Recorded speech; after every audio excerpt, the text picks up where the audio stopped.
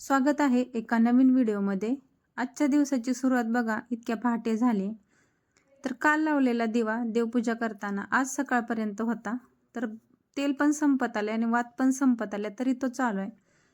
आमच्या देवबाप्पा म्हणत असतील, रोज आम्हाला ऊन पडल्यावर आंघोळ असते, आज इतक्या पहाटे कशी काय?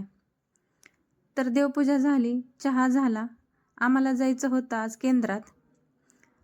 गुरुचरित्र पारायणाला सुरुवात होणार होती।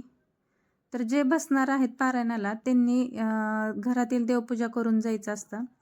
देवपूजा ही झाली, बरोबर 5:10ला घरातून बाहेर निघालो, चालत जायचं होतं केंद्रात।